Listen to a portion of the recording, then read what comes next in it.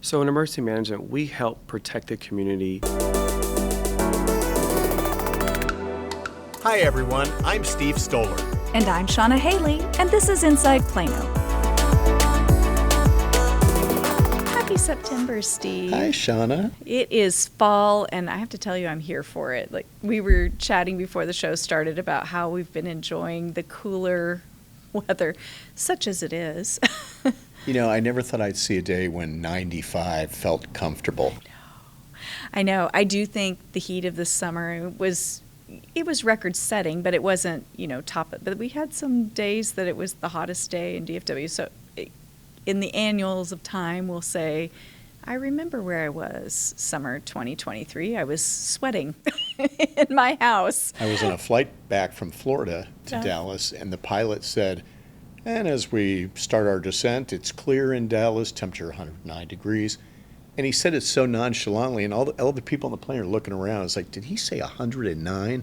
It was about 7 o'clock at night. Exactly. Yeah, so I won't miss those days. No, I won't miss those either. And if you're anything like me, and I know you are because our families know each other well, patio season. Of course, we have a fall patio season in Texas, and all of the festivals are back. We just wrapped up the Plano Balloon Festival.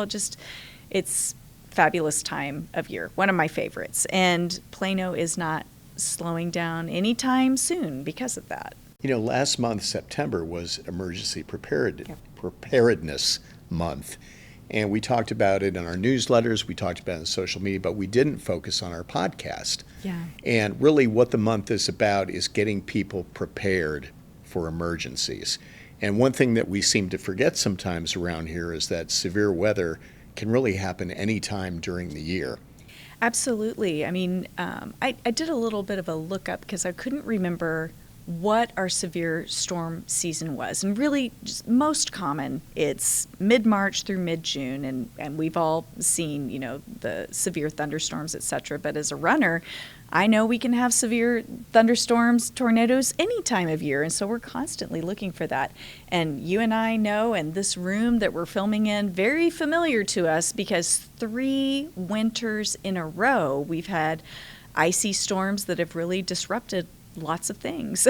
This is our Emergency Operations Center, and this is kind of the nerve center or command center when we have an emergency. And we've been here for several winter storms. We were here for COVID.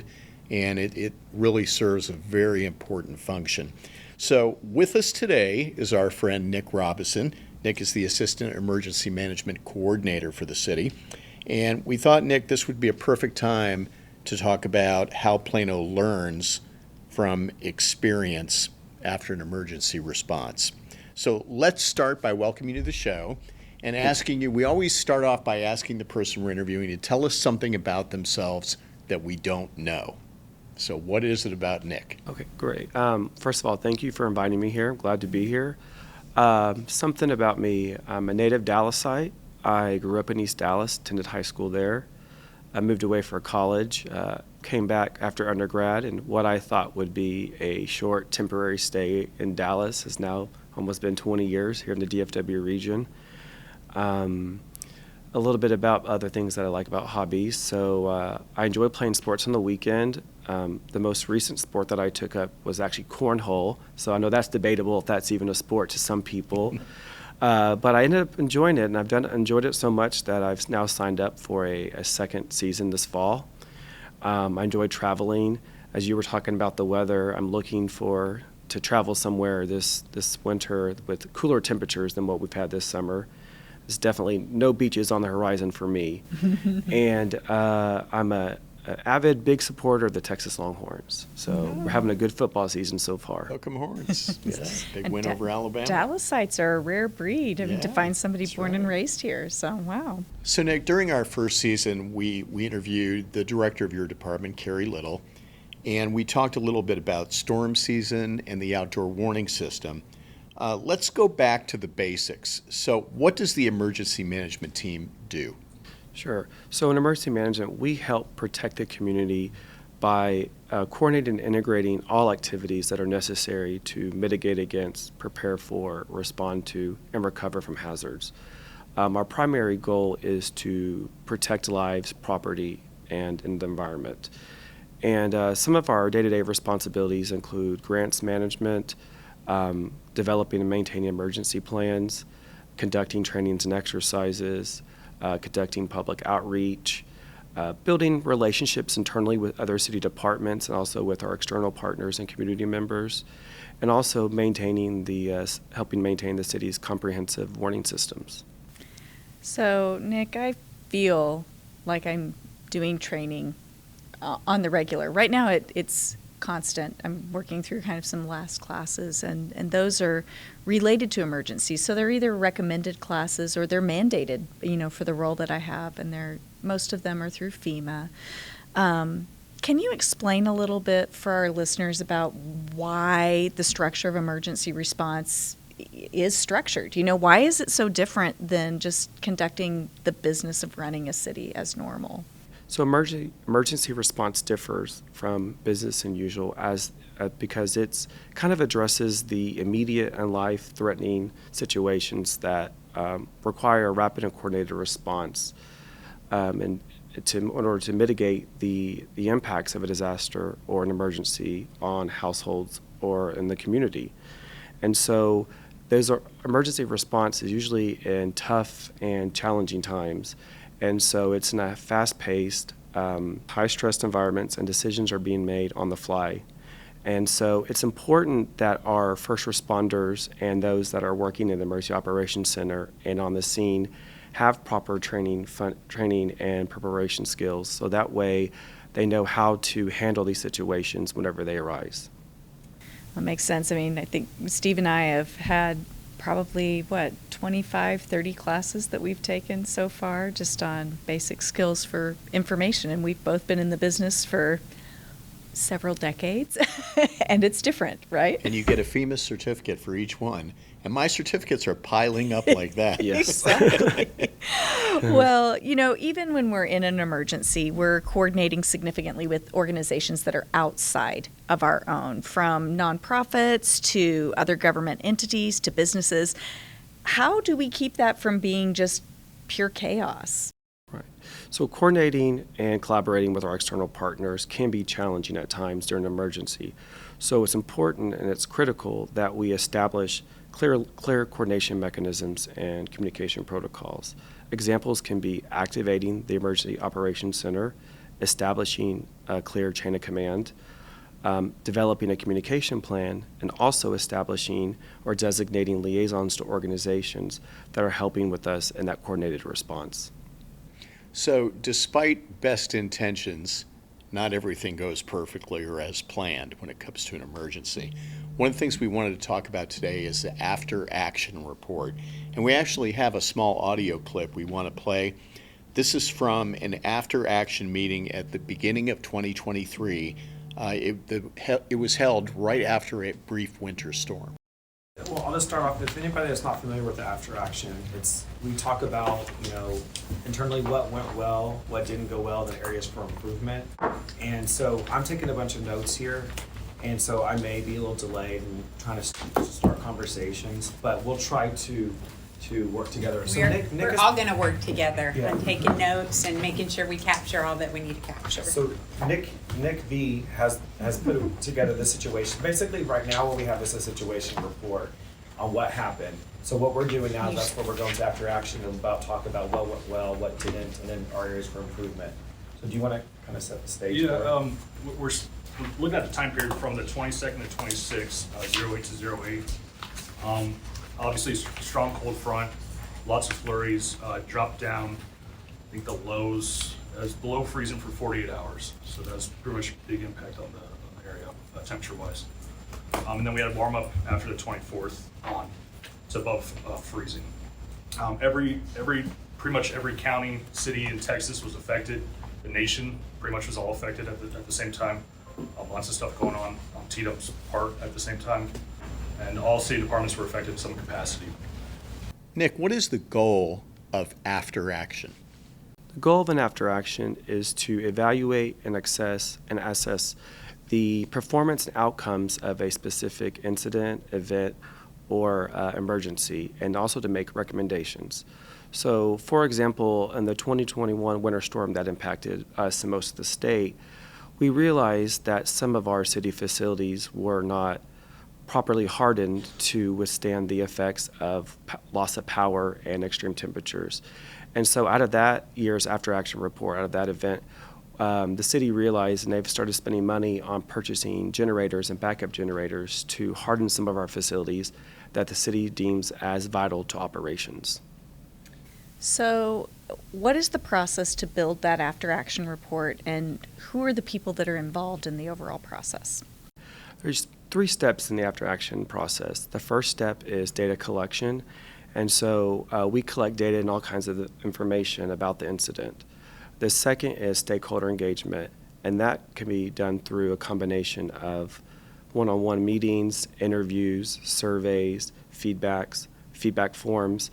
Often what we do here in the city of Plano is called a debriefing session, and what that is that's led by a facilitator, often emergency management or someone in public safety, and then also with the response team members, so other fire, police, dispatch, and other city departments, and also external stakeholders, so maybe the county, the state, and other community members.